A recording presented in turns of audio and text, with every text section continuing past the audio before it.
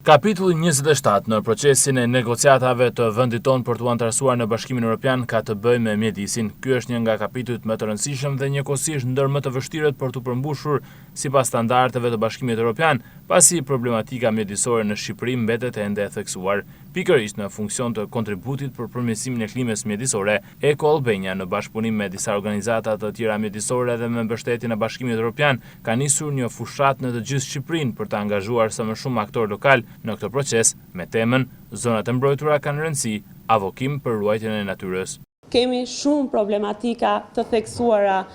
jo vetëm për zonat e mbrojtura. Në tërësi mjedisi në Shqipëri ka shumë problematika. Mund të përmendim këtu presionin nga ndërtimet, konkretisht për zonat e mbrojtura, presionin nga ndërtimet dhe aktiviteti ekonomik të pakontrolluara,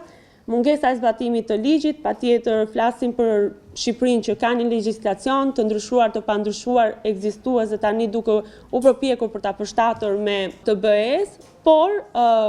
ky legjislacion gjatë gjithë kohës haset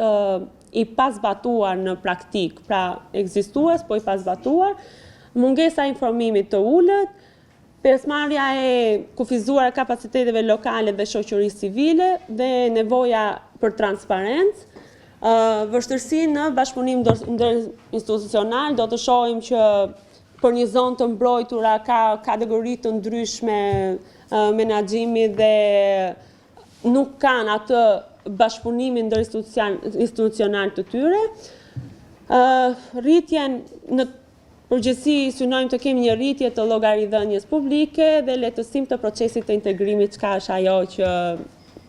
në përgjithësi projekti synon në fund. Ndër objektivat kryesorë të këtij procesi, koordinimi dhe bashkëpunimi me të gjithë aktorët lokal janë: objektiva më specifik janë rritja e kapaciteteve për monitorim dhe mbrojtje, zbatimi i kornizës ligjore në përputhje me BE-n, strategjia e biodiversitetit 2030,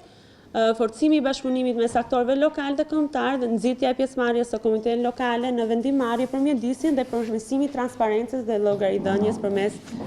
gazetarisë mjedisore. Në takimin e zhvilluar në Shkodër ishin të pranishëm drejtues dhe specialistë të pushtetit vendor, inspektorë të zonave të mbrojtura të qarkut të Shkodrës, përfaqësues të emergjencave civile dhe zarfikësve, si dhe specialistë të pyjeve, përfaqësues të medjave e të tjerë. Të gjithë këta aktorë kanë detyrimin për të koordinuar punën në funksion të kujdesit dhe mbrojtjes së zonave të mbrojtura, të cilat shtrihen nga Velipoja deri në Alpe, një sipërfaqe prej 105.000 hektarësh. Vendi ynë aktualisht ka 40 zona të mbrojtura.